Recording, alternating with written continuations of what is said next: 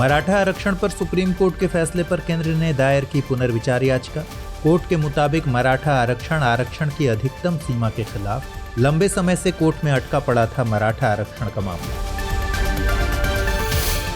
पश्चिम बंगाल में विधान परिषद के गठन की कवायद शुरू, राज्य सरकार की तरफ से प्रस्ताव पारित, केंद्र की मंजूरी अभी बाकी। भारत ईरान ऊर्जा संबंधों में खटास के संकेत, फरजाद बी गैस क्षेत्र का अकेले ही विकास करेगा ईरान, एक घरेलू कंपनी से करार तय। भारत की 6 और धरोहर अब यूनेस्को की संभावित सूची में, गंगा घाट, कांचीपुरम मंदिर और सतपुड़ा टाइगर रिजर्व का नाम इसमें शामिल। संभावित सूची में भारत के स्थलों की संख्या बढ़कर अब 48। और कोरोना के इलाज पर ICMR की एडवाइजरी जारी, अब कोविड के इलाज में प्लाज्मा थेरेपी का नहीं होगा इस्तेमाल। इलाज में ज्यादा कारगर न होने के चलते सरकार ने लिया फैसला।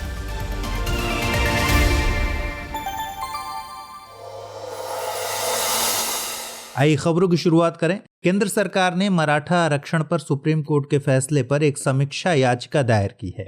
केंद्र ने इस याचिका में सुप्रीम कोर्ट द्वारा 102वें संविधान संशोधन पर दिए गए फैसले पर समीक्षा की मांग की है। दरअसल सुप्रीम कोर्ट की संविधान पीठ ने बीते 5 मई को 102वें संविधान संशोधन की वैधता को बरकरार रखा था।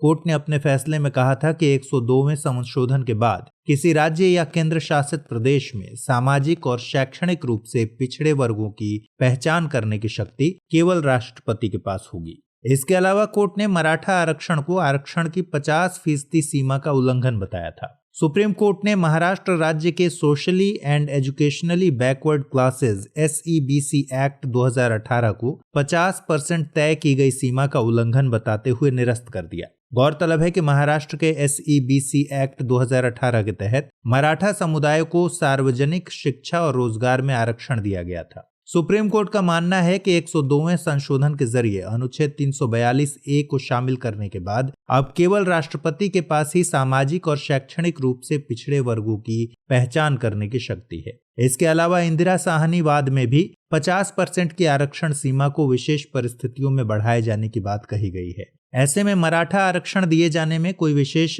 परिस्थिति नहीं दिखाई देती। वहीं केंद्र सरकार का मानना है कि संशोधन में शामिल किया गया अनुच्छेद 342A किसी राज्य को सामाजिक और शैक्षणिक रूप से पिछड़े वर्गों के निर्धारण के अधिकार से वंचित नहीं करता। आपको बता दें कि 5 मई को आए फैसले में संविधान पीठ की अध्यक्षता जस्टिस अशोक भूषण ने की थी। हाल ही में पश्चिम बंगाल सरकार ने राज्य में एक विधान परिषद के गठन का निर्णय लिया है। यह निर्णय मुख्यमंत्री ममता बनर्जी की अध्यक्षता में हुई कैबिनेट की बैठक में लिया गया। पश्चिम बंगाल में उच्च सदन 1969 तक अस्तित्व में था। इसके अलावा तृणमूल कांग्रेस ने अपने घोषणा पत्र में विधान परिषद के गठन का वादा भी किया था। वर्तमान में 6 राज्यों आंध्र प्रदेश, बिहार, कर्नाटक, महाराष्ट्र, तेलंगाना और उत्तर प्रदेश में विधान परिषद हैं। आपको बता दें कि विधान परिषद के गठन का जिक्र संविधान के अनुच्छेद 169 में मिलता है। इसकी स्थापना के लिए एक रेजोल्यूशन को विधानसभा में पेश करना होता है। रेजोल्यूशन को विधानसभा से विशेष बहुमत से पारित किया जाता है, जिसमें राज्यपाल की मंजूरी की आवश्यकता होती है। विधान परिषद राज्य में ऊपरी सदन कहलाता है। इसके सदस्यों को 6 साल के लिए चुना जाता है। हर 2 साल के बाद इनमें से 1/3 सदस्य सेवानिवृत्त हो जाते हैं। गौरतलब है कि इसमें सदस्य बनने के लिए उम्मीदवार की न्यूनतम आयु 30 वर्ष होनी चाहिए। बीते दिनों NMCG ने गंगा नदी में डाले जा रहे शवों के मुद्दे पर उत्तर प्रदेश और बिहार को एक विस्तृत रिपोर्ट देने के लिए कहा था।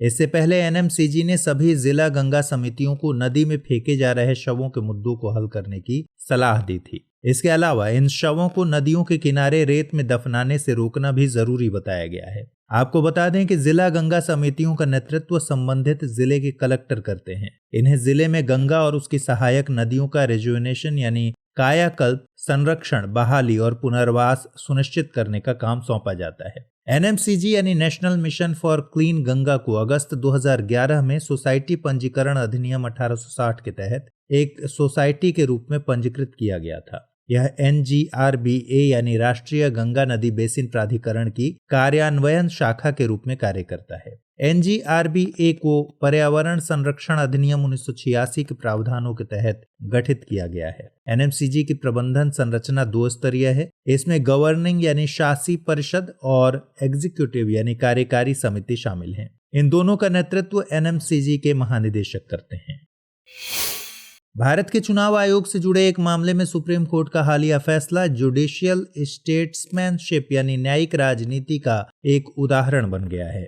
फैसले में मीडिया के अदालत की कार्यवाही की सही रिपोर्टिंग करने के अधिकार की रक्षा की गई है। वहीं चुनाव आयोग के प्रदर्शन की सराहना भी दर्ज की गई है। मद्रास हाईकोर्ट की मौखिक टिप्पणियों के प्रभाव को समाप्त करने के लिए सुप्रीम कोर्ट ने कहा कि ओरल ऑब्जर्वेशन यानी सुनवाई के दौरान अवलोकन कोई फैसला या बाध्यकारी निर्णय नहीं होते हैं। दरअसल मद्रास हाईकोर्ट ने तमिलनाडु राज्य के विधानसभा चुनावों में चुनाव आयोग को कोविड सुरक्षा दिशा निर्देशों को लागू करने में विफल माना था। हाई कोर्ट ने इसे महामारी फैलने का कारण बताया था। यहां तक कि हाई कोर्ट ने मौखिक टिप्पणियों में चुनाव आयोग को कोविड-19 की दूसरी लहर के लिए अकेले जिम्मेदार संस्था कहा था। साथ ही चुनाव आयोग को हत्या के आरोपी के रूप में रखे जाने की टिप्पणी भी की थी। हाई कोर्ट की ये टिप्पणियां मीडिया में व्यापक रूप से रिपोर्ट की गई थी। इसके बाद चुनाव आयोग ने सुप्रीम कोर्ट में याचिका दायर की थी। सुप्रीम कोर्ट ने किसी का भी पक्ष लिए बिना चुनाव आयोग और हाई कोर्ट के बीच रस्साकशी को खत्म किया है। सुप्रीम कोर्ट ने मद्रास हाई कोर्ट के न्यायाधीश को अभद्र टिप्पणियों, अशोभनीय मजाक या तीखी आलोचना करके अपने अधिकार का दुरुपयोग न करने की चेतावनी दी है। सुप्रीम कोर्ट के मुताबिक बिना संयम खोए लोगों के संवैधानिक अधिकारों को मजबूती से बनाए रखने से न्याय के निष्पक्ष प्रशासन में जनता का विश्वास बना रहेगा। सुप्रीम कोर्ट का यह भी मानना है कि संकट के समय में लोकतंत्र के तीनों अंगों कार्यपालिका, विधायिका और न्यायपालिका से एक साथ काम करने की उम्मीद की जाती है। हाल ही में सुप्रीम कोर्ट ने एक राज्य से दूसरे राज्य में किसी मामले के हस्तांतरण पर फैसला दिया है। सुप्रीम कोर्ट के मुताबिक अदालत में बोली जाने वाली भाषा को समझने में असमर्थता को किसी मामले के स्थानांतरण का आधार नहीं बनाया जा सकता। मामलों को केवल न्याय के उद्देश्य से स्थानांतरित किया जा सकता है। किसी मामले में शामिल व्यक्ति की सुविधा किसी मामले को राज्य से बाहर स्थानांतरित करने के लिए कभी भी मानदंड नहीं रही है। दरअसल ट्रेडमार्क उल्लंघन मामले में शामिल एक व्यापारी राजकुमार साबू की अपील पर हालिया फैसला आया। इन्होंने तमिलनाडु के सलेम की एक अदालत से मुकदमे की कार्यवाही को नई दिल्ली में स्थानांतरित करने की अपील की थी। अपील के तर्कों में तमिल भाषा न समझ पाने को मुख्य आधार बनाया गया था। आपको बता दें कि 1973 की CRPC की धारा 406 में किसी आपराधिक मामले के स्थानांतरण का उल्लेख है, लेकिन यह तब निर्देशित किया जा सकता है जब ऐसा स्थानांतरण न्याय के लिए जरूरी हो। NHRC यानी राष्ट्रीय मानवाधिकार आयोग ने मृतकों की गरिमा को बनाए रखने के लिए कुछ सिफारिशें की हैं। NHRC ने मृतकों के अधिकारों की रक्षा करने के मकसद से विशेष कानून बनाने का आह्वान किया है। NHRC ने ऐसा गंगा में कोविड-19 पीड़ित शवों के सामूहिक निपटान को रोकने के लिए किया। आयोग ने अपनी 11 सिफारिशों को वेबसाइट पर अपलोड किया है। NHRC ने उत्तर प्रदेश और बिहार में गंगा नदी में कई शव तैरते पाए जाने के कारण मिली शिकायतों पर यह संज्ञान लिया। आयोग ने पाया कि सार्वजनिक प्राधिकरण जनता को शिक्षित करने और गंगा नदी में अधजले या बिना जले शवों के विसर्जन को रोकने के प्रयास करने में विफल रहे हैं। आयोग ने कहा कि पवित्र नदी गंगा में शवों के निपटान का यह रवैया स्पष्ट रूप से जल शक्ति मंत्रालय, जल संसाधन, नदी विकास और गंगा संरक्षण विभाग के स्वच्छ गंगा परियोजना के राष्ट्रीय मिशन के दिशा निर्देशों का उल्लंघन है। इस तरह से शवों के निपटान से नदी पर निर्भर लोगों के रोजमर्रा के कार्य बुरी तरह प्रभावित हो रहे हैं। आयोग के मुताबिक संविधान के अनुच्छेद 21 से प्राप्त जीवन, उचित उपचार और गरिमा का अधिकार न केवल जीवित व्यक्तियों के लिए है बल्कि उनके मृत शरीर के लिए भी है। NHRC की प्रमुख सिफारिशों में शामिल हैं दाह संस्कार में अनावश्यक देरी से बचने के लिए तत्काल अस्थायी व्यवस्था किया जाना, आवश्यक सुरक्षा उपकरण और सुविधाएं प्रदान करना ताकि वे बिना किसी डर या जोखिम के कर्तव्य निभा सकें। इन सिफारिशों में स्वास्थ्य खतरों से बचने के लिए विद्युत शवदाह गृह के उपयोग को प्रोत्साहित करना, सामूहिक दफन या दाह संस्कार की अनुमति न दिया जाना इत्यादि शामिल है। आपको बता दें कि आयोग ने इस मामले की सुनवाई के लिए परमानंद कटारा बनाम भारत संघ 1989 के मामले के सुप्रीम कोर्ट के फैसले की तरफ रुख किया है। इस मामले में यह माना गया था कि अनुच्छेद 21 से प्राप्त जीवन, उचित उपचार और सम्मान का प्राधिकार न केवल एक जीवित व्यक्ति के लिए है बल्कि यह उसके शव के लिए भी विस्तारित है।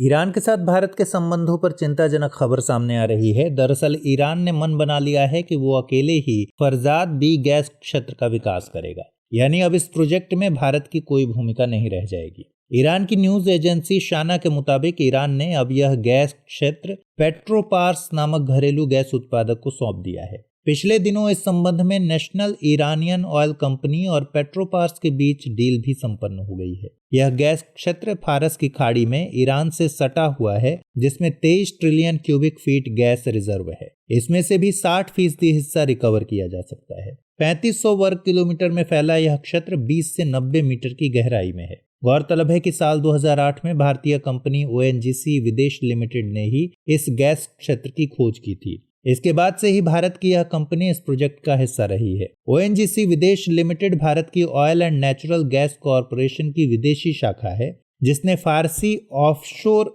एक्सप्लोरेशन ब्लॉक में इस क्षेत्र को खोजा था। ONGC विदेश लिमिटेड और उसके पार्टनर्स ने इस खोज के बाद $11 बिलियन के निवेश का ऑफर दिया था, जिसके बाद इस प्रोजेक्ट को फरजाद बी नाम दे दिया गया।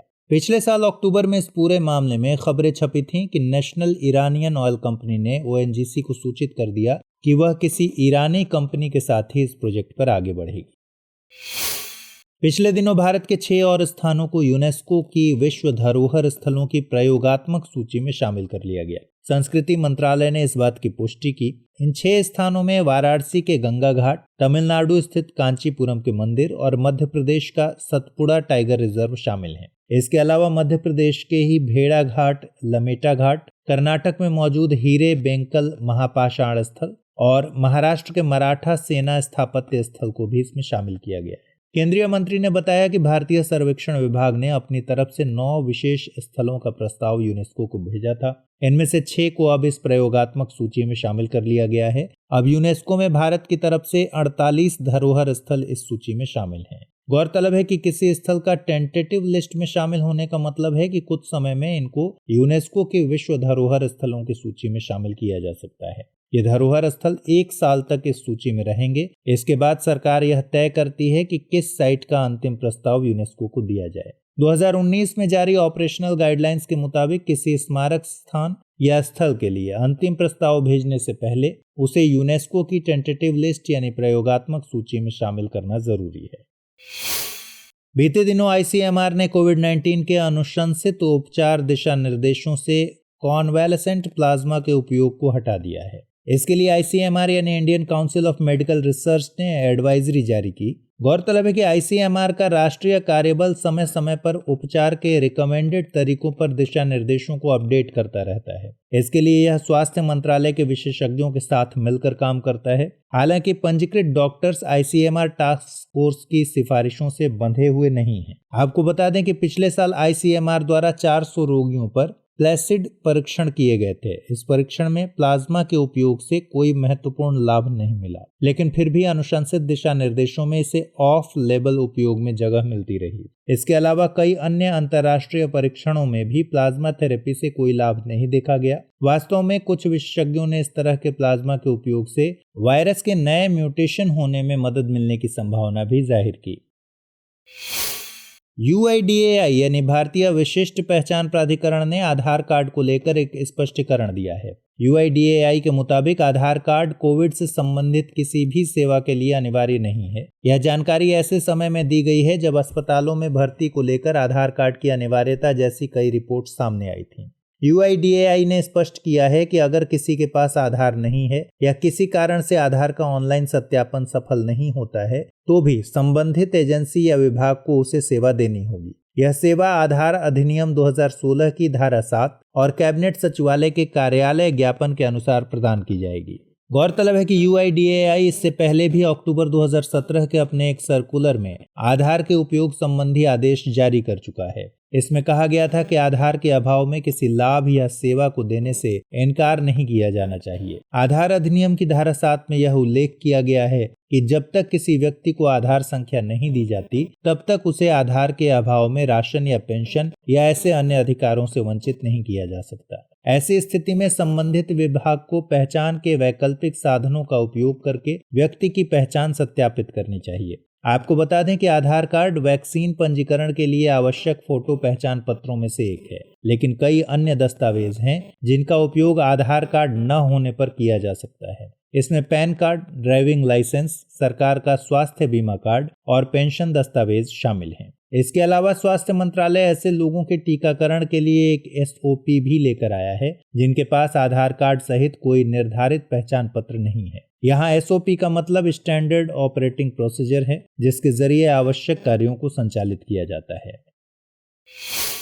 हाल ही में रेल मंत्रालय ने रेलवे वाईफाई पर एक जानकारी साझा की है। इसके मुताबिक भारतीय रेलवे ने 6000 रेलवे स्टेशन पर वाईफाई की सुविधा प्रदान कर दी है। इंडियन रेलवे यह कार्य यात्रियों और आम जनता को डिजिटल सिस्टम से जोड़ने के लिए कर रहा है। इसके तहत दूर दराज के रेलवे स्टेशनों पर वाईफाई सुविधा का रेलवे द्वारा लगातार विस्तार किया जा रहा है। हाल ही में 15 मई को पूर्व मध्य रेलवे के धनबाद डिवीजन में झारखंड के हजारीबाग जिले के अंतर्गत आने वाले हजारीबाग टाउन रेलवे स्टेशन पर वाईफाई शुरू किया गया। इसके साथ ही भारतीय रेलवे ने 6000 रेलवे स्टेशनों पर वाईफाई लगाने का काम पूरा कर लिया। आपको बता दें कि भारतीय रेलवे ने पहली वाईफाई सुविधा देने की शुरुआत जनवरी 2016 में मुंबई से की थी। इसके बाद पश्चिम बंगाल का मिदनापुर यह सुविधा प्राप्त करने वाला देश का 5000वां रेलवे स्टेशन बना था। 15 मई 2021 को ओडिशा राज्य के अंगुल जिले के जरापाड़ा स्टेशन को भी वाईफाई सुविधा प्रदान की गई। रेलवे स्टेशनों पर वाईफाई सुविधा का विस्तार भारत सरकार के महत्वाकांक्षी डिजिटल इंडिया कार्यक्रम के उद्देश्यों को पूरा करता है। यह ग्रामीण और शहरी नागरिकों के बीच डिजिटल दूरी को खत्म करने का एक प्रयास है। इस विस्तार से ग्रामीण क्षेत्रों में डिजिटल फुटप्रिंट में बढ़ोतरी होगी। आपको बता दें कि यह सुविधा रेल मंत्रालय के तहत एक PSU रेलटेल की मदद से की जा रही है। यह कार्य गूगल, PGCIL और टाटा ट्रस्ट के साथ साझेदारी में किया जा रहा है। जलवायु परिवर्तन का असर जंगलों, पशु पक्षियों पर तो देखा ही जा रहा है, लेकिन अब कला संस्कृति भी इससे अछूती नहीं रही। दरअसल कुछ वैज्ञानिकों ने इस बात को लेकर चेताया है कि जलवायु परिवर्तन के चलते दुनिया की सबसे पुरानी रॉक पेंटिंग को नुकसान पहुंच रहा है। साइंटिफिक रिपोर्ट पत्रिका में जानकारों ने बताया कि प्लेस्टोसीन युग की इस रॉक पेंटिंग का क्षरण तेजी से हो रहा है। इंडोनेशिया के सुलावेसी द्वीप में मौजूद इस गुफा शैल चित्र को 45,000 से 20,000 साल पुराना बताया जा रहा है। इस शैल चित्र को गुफा की दीवारों पर हाथों से दबाकर बनाया गया और बाद में इस पर लाल शहतूती वर्णक का छिड़काव भी किया गया। सुलावेसी का यह चित्र यूरोप के प्रागैतिहासिक गुफा चित्र से भी पुराना है। जानकारों की माने तो यह चित्रकारी जिस वर्णक के जरिए बनाई गई थी उसका अब क्षरण हो रहा है और इसकी मुख्य वजह हेलोक्लास्टी है। हेलोक्लास्टी एक खास प्रक्रिया है जिसमें नमक के क्रिस्टल की वृद्धि के चलते भौतिक अपक्षय होने लगता है। हालांकि इस प्रक्रिया में उस क्षेत्र के खास तापमान और आर्द्रता में हो रहे निरंतर बदलाव भी जिम्मेदार होते हैं। भौतिक अपक्षय यांत्रिक अपक्षय का ही एक रूप है जिसमें चट्टानों, खनिजों, मिट्टी आदि में टूट फूट होने जैसे गुण शामिल हैं। इंडोनेशिया भी जलवायु परिवर्तन के चलते प्रभावित हुआ है, इसलिए इस घटना को जलवायु परिवर्तन से जोड़कर देखा जा रहा है। केंद्रीय स्वास्थ्य मंत्री ने आने वाले समय में वैक्सीन की उपलब्धता को लेकर जानकारी दी है। उनके मुताबिक जुलाई के अंत तक भारत में वैक्सीन खुराकों की संख्या 51.6 करोड़ तक पहुंच जाएगी। टीकों की बढ़ती मांग को देखते हुए इनका उत्पादन बढ़ाया जा रहा है। गौरतलब है कि भारत में अब तक पात्र लाभार्थियों को 18 करोड़ से ज्यादा टीके लगाए जा चुके हैं। केंद्रीय मंत्री ने बताया कि भारत में अब स्पुतनिक वैक्सीन को मंजूरी मिलने के बाद अन्य वैक्सीन को भी मंजूरी दिए जाने की संभावना है। इन वैक्सीन में Zydus Cadila, serum institute of India और नोवावैक्स की वैक्सीन, भारत बायोटेक की नेजल वैक्सीन और जेनेवा mRNA वैक्सीन शामिल हैं। ऐसे में इन वैक्सीन की मदद से भारत में कोविड के टीकों की उपलब्धता को अगस्त से दिसंबर की अवधि में 216 करोड़ खुराकों तक बढ़ाया जा सकेगा। इस दौरान राज्यवार कोविड आंकड़ों का जिक्र भी किया गया। आंकड़ों के मुताबिक गुजरात राज्य में अप्रैल के बाद से पॉजिटिव मामलों में लगातार वृद्धि दर्ज की गई है, जबकि रिकवरी दर 79% है। इस दर को राष्ट्रीय रिकवरी औसत से कम बताया गया है। उत्तर प्रदेश में 6 सप्ताह की अवधि में मामलों में तेजी से वृद्धि देखी गई। इस दौरान मामलों की संख्या 5500 से 31,000 तक बढ़ी है, जबकि पॉजिटिव वृद्धि दर 2% से 14% तक पहुंच गई। यहाँ सबसे खराब हालत लखनऊ और मेरठ जैसे शहरों की है, जहाँ 14,000 से ज्यादा एक्टिव केस देखे जा रहे हैं। इसी तरह मध्य प्रदेश राज्य में 1 लाख से ज्यादा एक्टिव केस देखे गए। यहाँ के 10 जिले 20% से ज्यादा सकारात्मक मामलों के लिए जिम्मेदार हैं। इनमें इंदौर, भोपाल, ग्वालियर और जबलपुर को डिस्ट्रिक्ट ऑफ कंसर्न के रूप में चिन्हित किया गया है। हाल ही में जनजातीय मामलों के मंत्रालय और माइक्रोसॉफ्ट ने जनजातीय स्कूलों के डिजिटल परिवर्तन के लिए एक समझौता ज्ञापन पर हस्ताक्षर किए।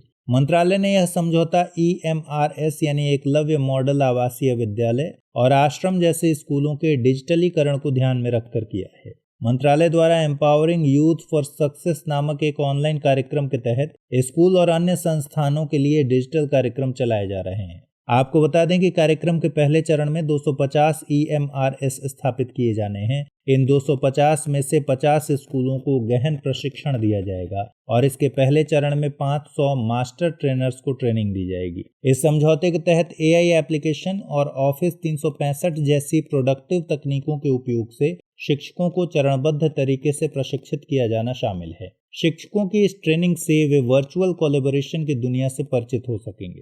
गौरतलब है कि अब देश के सभी तबकों के लिए डिजिटल प्रशिक्षण जरूरी हो गया है। ऐसे में यह कार्यक्रम छात्रों को अपने गांव, पर्यावरण और समग्र समुदाय को बदलने का अवसर देगा। यह एक टैलेंट पूल बनाने में भी मदद करेगा जो देश के लिए एक एसेट क्रिएट करने जैसा है। इस कार्यक्रम के तहत छात्रों को आर्टिफिशियल इंटेलिजेंस अनुप्रयोगों और संयुक्त राष्ट्र सतत विकास लक्ष्यों के बारे में सलाह दिया जाना भी शामिल है। अधिक समावेशन और पहुंच के लिए माइक्रोसॉफ्ट AI पाठ्यक्रम को स्कूलों और छात्रों के लिए अंग्रेजी और हिंदी दोनों भाषाओं में उपलब्ध कराएगा। यह प्रोग्राम शिक्षकों को माइक्रोसॉफ्ट एजुकेशन सेंटर से प्रोफेशनल E-बैज और E-सर्टिफिकेट हासिल करने का अवसर भी देगा। इन सभी क्रिएटिविटी के माध्यम से डिजिटल परिवर्तन में तेजी लाने के लिए माइक्रोसॉफ्ट जनजातीय मामलों के मंत्रालय के तहत राज्यों के स्कूलों के साथ मिलकर काम करेगा। ये सभी पहलें भारत के डिजिटल इंडिया मिशन के लिए बेहद महत्वपूर्ण साबित हो सकती हैं। हाल ही में एनवायरमेंट इंटरनेशनल जर्नल में लंबे समय तक काम करने से जुड़ा एक अध्ययन प्रकाशित किया गया है। इस अध्ययन में विश्व स्वास्थ्य संगठन WHO और अंतर्राष्ट्रीय श्रम संगठन ILO के नवीनतम अनुमान शामिल किए गए हैं। अध्ययन के निष्कर्षों के मुताबिक लंबे समय तक काम करने से हर साल दुनिया भर में हजारों लोगों की मौत हो रही है। WHO और ILO ने अनुमान लगाया है कि 2016 में स्ट्रोक और इस्केमिक हार्ट डिजीज से 7,45,000 मौतें हुई हैं। वर्ष 2000 के बाद से इन मौतों में 29% की वृद्धि देखी गई है। यह अध्ययन लंबे समय तक काम करने से जुड़े जीवन और स्वास्थ्य के नुकसान का पहला वैश्विक विश्लेषण है। WHO और ILO के मुताबिक सप्ताह में कम से कम 55 घंटे काम करने के कारण 2016 में स्ट्रोक से 3,98,000 और हृदय रोग से 3,47,000 लोगों की मृत्यु हुई है। साल 2000 से 2016 के बीच लंबे समय तक काम करने के कारण हृदय रोग से होने वाली मौतों की संख्या में 42% और स्ट्रोक से होने वाली मृत्यु में 19% की वृद्धि हुई। अध्ययन के मुताबिक सप्ताह में 55 या उससे अधिक घंटों तक काम करने के चलते स्ट्रोक से मरने का खतरा लगभग 35%, जबकि इस्केमिक हृदय रोग से मरने का जोखिम 17% बढ़ जाता है। आपको बता दें कि इसमें ज्यादातर मौतें 60 से 79 साल की उम्र में देखी गई हैं। ये वो लोग थे जिन्होंने 45 से 74 साल की उम्र के बीच प्रति सप्ताह 55 घंटे या उससे अधिक काम किया था। गौरतलब है कि अध्ययन में कोरोना वायरस महामारी की अवधि को शामिल नहीं किया गया है। ऐसे में ये आंकड़े और अधिक जरूरी साबित हो सकते हैं जब लंबे समय तक काम करने वाले लोगों की संख्या बढ़ रही है। इसे देखते हुए श्रमिकों के स्वास्थ्य की रक्षा के लिए सरकारों, नियोक्ताओं और श्रमिकों को मिलकर काम करने की जरूरत है। WHO ने सिफारिश की है कि सरकारें उन कानूनों, विनियमों और नीतियों को लागू करें जो अनिवार्य ओवरटाइम पर प्रतिबंध लगा सकें और काम करने के समय की अधिकतम सीमा सुनिश्चित कर सकें। द लैंसेट ने महिलाओं में होने वाले हृदय रोग पर एक नई रिपोर्ट प्रकाशित की है। रिपोर्ट में शोधकर्ताओं ने हृदय रोग को दुनिया भर में महिलाओं की मौत के प्रमुख कारणों में से एक बताया है और तत्काल कार्रवाई पर जोर दिया है। इस रिपोर्ट का शीर्षक the Lancet women and cardiovascular disease commission 2030 तक वैश्विक बोझ को कम करना है। इसे 11 देशों के 17 प्रमुख विशेषज्ञों ने तैयार किया है। इसका उद्देश्य हृदय रोग और स्ट्रोक सहित हृदय संबंधी बीमारियों के वैश्विक बोझ को कम करने में मदद करना है। एक अनुमान के मुताबिक 2030 तक दुनिया भर में महिलाओं में होने वाली 35% मौतों का कारण CVD यानी कार्डियोवैस्कुलर डिजीजेज बन सकती हैं। हालांकि विश्व स्तर पर महिलाओं में CVD की समस्या घट रही है। 1990 के बाद से इसमें 4.3% की कुल कमी देखी गई। फिर भी दुनिया के कुछ सबसे ज्यादा आबादी वाले देशों में CVD में वृद्धि देखी गई है। इसमें चीन में 10%, इंडोनेशिया में 7% और भारत में 3% की वृद्धि शामिल है। गौरतलब है कि 2019 में दुनिया भर में लगभग 275 मिलियन महिलाएं सीवीडी से पीड़ित थीं, जबकि इसी वर्ष दुनिया भर में सीवीडी से होने वाली मृत्यु का प्रमुख कारण इस्केमिक हृदय रोग और स्ट्रोक था। सीवीडी से होने वाली कुल मौतों में 47% इस्केमिक हृदय रोग से और 36% स्ट्रोक के कारण हुई थी। बीते दिनों WWF यानी world wild life fund for nature ने स्नो लेपर्ड को लेकर एक रिपोर्ट जारी की। रिपोर्ट का शीर्षक अ specially explicit review of the state of knowledge in the snow leopard range है। रिपोर्ट में दावा किया गया है कि 12 एशियाई देशों में हिम तेंदुए के 70% से अधिक आवास पर शोध नहीं हुआ है। इससे इन प्रजातियों के संरक्षण पर गहरा प्रभाव पड़ सकता है। 1970 के दशक में हिम तेंदुए के अनुसंधान में तेजी आने के बावजूद आज भी उनके आवास अनएक्सप्लोर्ड हैं। रिपोर्ट के अनुसार हिम तेंदुए पर अधिकांश शोध नेपाल, भारत और चीन द्वारा किए गए हैं। इसके बाद मंगोलिया और पाकिस्तान का स्थान आता है। रिपोर्ट के मुताबिक बढ़ते आवास नुकसान, विभिन्न समुदायों के साथ संघर्ष और अवैध शिकार के कारण हिम तेंदुओं को लगातार खतरों का सामना करना पड़ रहा है। हालांकि रिपोर्ट में यह भी कहा गया है कि हिम तेंदुए ऊबड़ खाबड़ इलाकों में रहते हैं, इसलिए हिम तेंदुए और उनके आवास पर शोध करना बेहद मुश्किल है। यही कारण है कि आज तक उनके निवास स्थान पूरी तरह खोजे नहीं जा सके हैं। रिपोर्ट बताती है कि विश्व स्तर पर एशिया के ऊंचे पहाड़ों पर लगभग 4000 हिम तेंदुए ही बचे हो सकते हैं। बची हुई यह आबादी भी निरंतर और उभरते खतरों का सामना कर रही है। हिम तेंदुआ IUCN की रेड लिस्ट में वल्नरेबल कैटेगरी में शामिल है। साथ ही ये साइट्स की अनुसूची 1 के अंतर्गत आते हैं। WWF पर्यावरण के संरक्षण, अनुसंधान एवं रखरखाव संबंधी विषयों पर कार्य करता है। इसका गठन वर्ष 1961 में हुआ था। गर्म होते आर्कटिक क्षेत्र पर पर्यावरण जानकारों ने चिंता जाहिर की है। एक अध्ययन के मुताबिक आर्कटिक टुंड्रा वनों में लगने वाली आग के चलते परमाफ्रॉस्ट गर्म हो रहे हैं, जिससे जलवायु परिवर्तन में तेजी आई है। परमाफ्रॉस्ट के गर्म होने और जंगलों में आग दोनों की वजह से वातावरण में ग्रीन हाउस गैस मुक्त होती है। दरअसल जैसे जैसे परमाफ्रॉस्ट गर्म होते हैं, उसमें जमी हुई मृदा में दबी कार्बन डाइऑक्साइड और मीथेन गैस वातावरण में पहुंचती जाती है। इस पूरे चक्र को लेकर एक अध्ययन जारी किया गया था। इस अध्ययन में आर्कटिक 21 के अध्यक्ष भी शामिल थे। आर्कटिक 21 एक नेटवर्क है जो ध्रुवीय क्षेत्र में जलवायु संबंधी चुनौतियों को उजागर करता है। अध्ययन के मुताबिक पिछली गर्मियों में साइबेरिया में रिकॉर्ड तापमान दर्ज किया गया। इसके अलावा इस क्षेत्र के जंगलों में बार बार लगने वाली आग के चलते 2019 के मुकाबले 35% ज्यादा CO2 रिलीज हुई। यह 2003 के बाद से अब तक का सबसे अधिक उत्सर्जन था। परमाफ्रॉस्ट पृथ्वी की सतह के ऊपर या अंदर स्थायी रूप से जमी हुई परत होती है। इसमें मृदा, ग्रेवल यानी बजरी और रेत इत्यादि शामिल होते हैं। ये सभी बर्फ से बंधे हुए होते हैं। परमाफ्रॉस्ट का तापमान कम से कम 2 साल के लिए नियमित रूप से 0 डिग्री सेल्सियस या उससे कम रहता है। इस तरह के भूखंड को भूमि या महासागरों के तल में भी देखा जा सकता है। ये ऐसे क्षेत्रों में होते हैं जहां तापमान विरले ही हिमांक बिंदु से ऊपर जाता है। इसका मतलब आर्कटिक क्षेत्र जैसे ग्रीनलैंड, अमेरिका का अलास्का, रूस, चीन और पूर्वी यूरोप में परमाफ्रॉस्ट देखे जा सकते हैं। केंद्रीय अप्रत्यक्ष कर एवं सीमा शुल्क बोर्ड ने रोजगार कार्यों के लिए कच्चा माल आयात पर रूपरेखा तैयार की है। हालांकि इन कच्चा मालों में कीमती धातुओं को शामिल नहीं किया गया है। यह framework customs, import of goods and concessional rate of duty amendment rules 2021 के तहत तैयार किया गया है। कर अधिकारियों के मुताबिक इससे सूक्ष्म, लघु और मध्यम उद्यमों को फायदा होगा। इन नियमों को उद्योग जगत में IGCR 2017 के तौर पर भी जाना जाता है। इसी साल बजट में इन नियमों में कुछ संशोधन किए गए थे।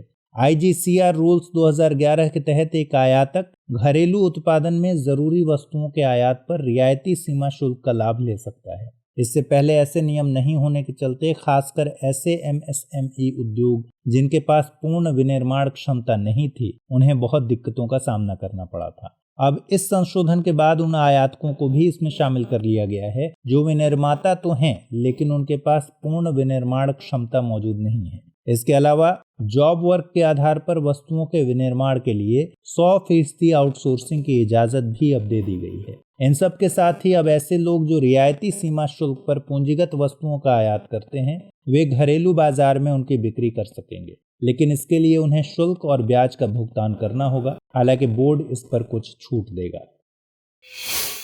हाल ही में 13 राज्यों ने PMGKAY के तहत खाद्यान्न वितरण शुरू किया है। इसका उद्देश्य NFSA यानी राष्ट्रीय खाद्य सुरक्षा कानून के लाभार्थियों को उनके मासिक तय आवंटन के अलावा 2 महीने निःशुल्क अतिरिक्त 5 किलोग्राम प्रति व्यक्ति प्रति माह खाद्यान्न उपलब्ध कराना है। यह वितरण मई और जून महीने में किया जाएगा। इसकी जानकारी केंद्रीय उपभोक्ता मामले, खाद्य और सार्वजनिक वितरण मंत्रालय ने दी है। मंत्रालय के मुताबिक PMGKAY यानी प्रधानमंत्री गरीब कल्याण अन्न योजना के तहत कुल मासिक आवंटन 39.69 लाख मीट्रिक टन अनाज का किया गया है। इसमें से राज्यों द्वारा अभी तक 15.55 लाख मीट्रिक टन अनाज उठाया गया है। गौरतलब है कि 23 अप्रैल को सरकार ने कोविड-19 मामलों में वृद्धि को देखते हुए PMGKAY को फिर से शुरू करने की घोषणा की थी। हालांकि इस बार NFSA के तहत आने वाले प्रत्येक परिवार को प्रति माह 1 किलो दाल मुफ्त नहीं दी जाएगी।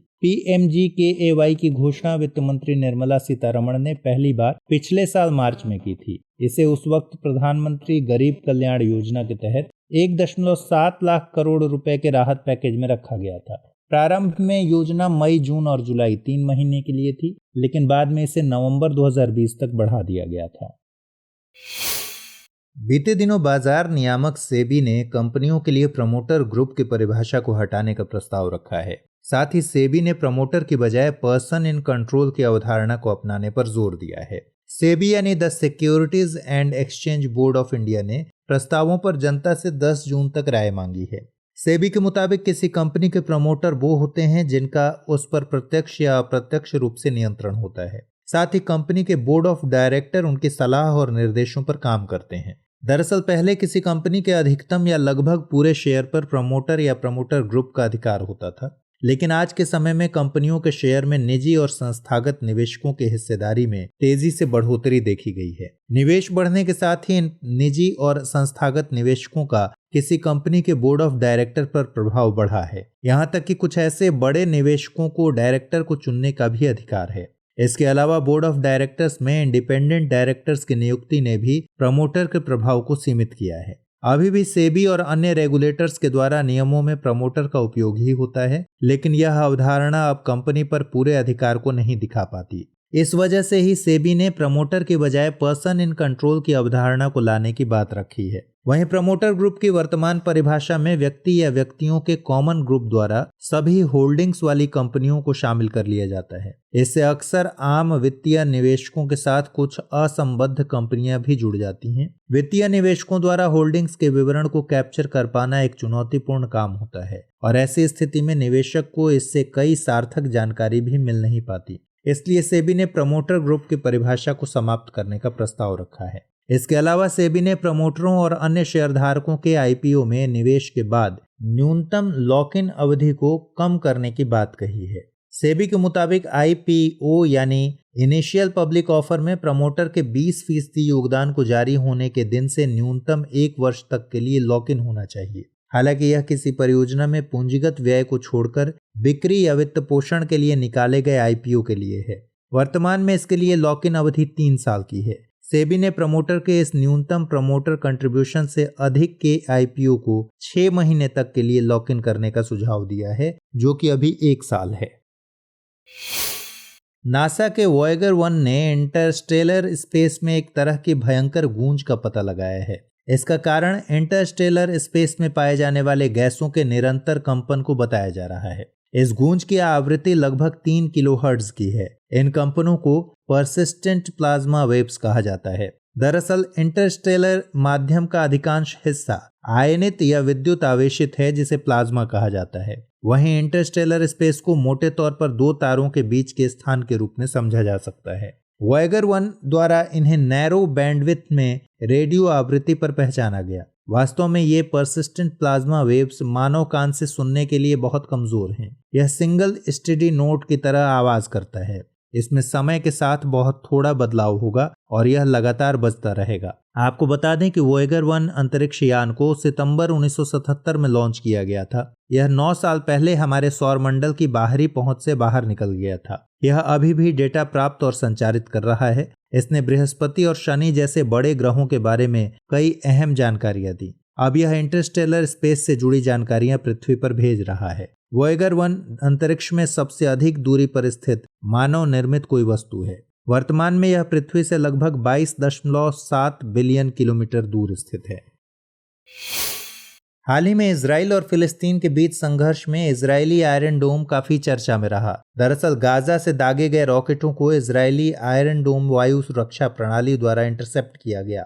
आयरन डोम एक कम दूरी की जमीन से हवा में मार करने वाली वायु रक्षा प्रणाली है। इसमें एक रडार और तामीर इंटरसेप्टर मिसाइल शामिल हैं। ये इंटरसेप्टर इजराइल की तरफ आने वाले किसी भी रॉकेट या मिसाइल को ट्रैक और बेअसर करते हैं। इसका उपयोग विमान, हेलीकॉप्टर और मानव रहित हवाई वाहनों का मुकाबला करने में भी किया जाता है। आयरन डोम को बनाने की वजह 2006 के इजराइल लेबनान युद्ध को माना जा सकता है। इसे 2011 में तैनात किया गया था। इसे बनाने वाली कंपनी राफेल ने इसकी 90% से अधिक की सफलता दर का दावा किया है। हालांकि विशेषज्ञ मानते हैं कि इसकी सफलता दर 80% से अधिक है। आयरन डोम किसी भी मौसम में दिन या रात कभी भी सफलतापूर्वक काम कर सकता है। आपको बता दें कि आयरन डोम में 3 मुख्य प्रणालियां हैं। ये किसी क्षेत्र को एक सुरक्षा ढाल देने के लिए एक साथ काम करती हैं। इसमें एक डिटेक्शन एंड ट्रैकिंग रडार, एक बीएमसी और एक मिसाइल फायरिंग यूनिट शामिल है। बीएमसी यानी युद्ध प्रबंधन और हथियार नियंत्रण प्रणाली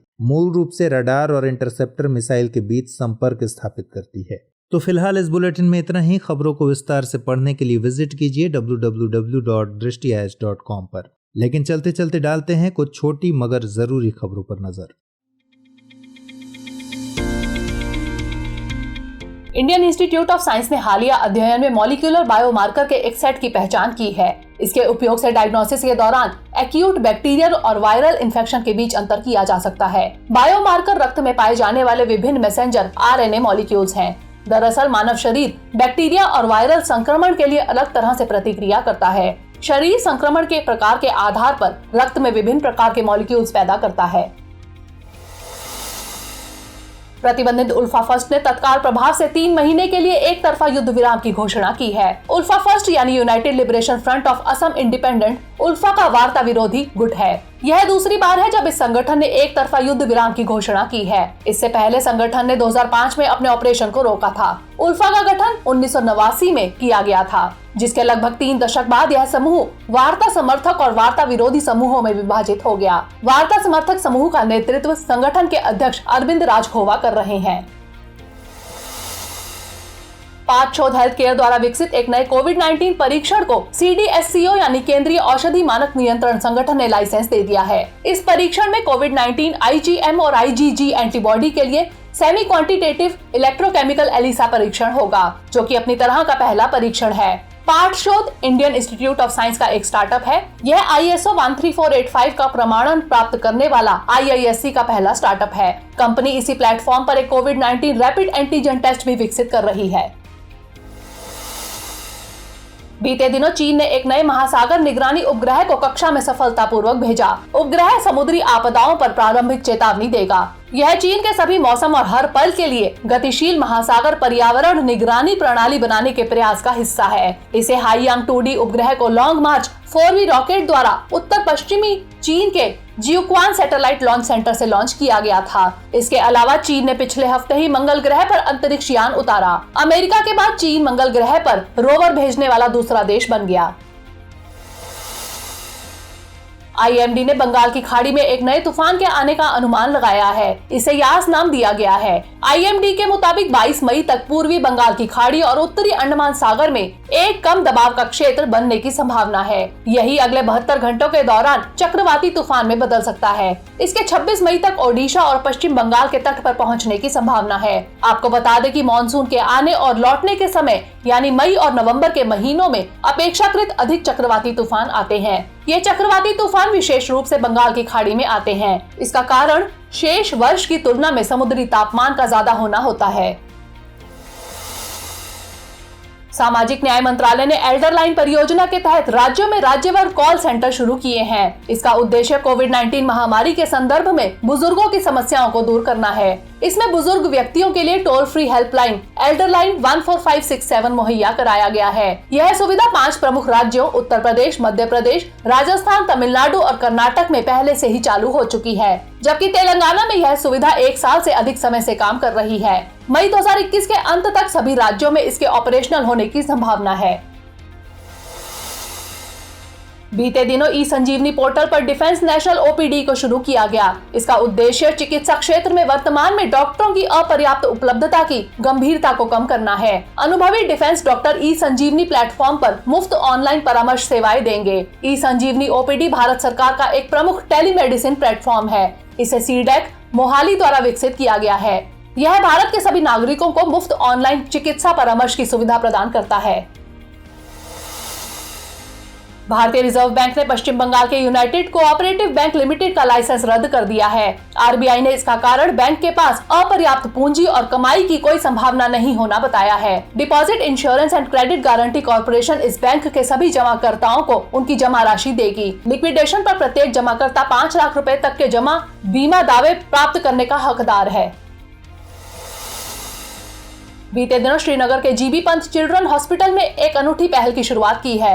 हॉस्पिटल ने घाटी में कोविड-19 से संक्रमित बच्चों के लिए पहला आइसोलेशन वार्ड स्थापित किया है। इस आइसोलेशन वार्ड में पर्याप्त ऑक्सीजन की आपूर्ति और पर्याप्त बेड कैपेसिटी जैसी सभी जरूरी सुविधाएं मौजूद हैं। पंजाब में भारतीय प्रौद्योगिकी संस्थान रोपड़ और ऑस्ट्रेलिया के मोनाश विश्वविद्यालय के शोधकर्ताओं ने फेक बस्टर नामक एक अनूठा डिटेक्टर विकसित किया है। फेक बस्टर बिना किसी की जानकारी में आए किसी आभासी सम्मेलन में भाग लेने वाले धोखेबाजों की पहचान करने में सक्षम है।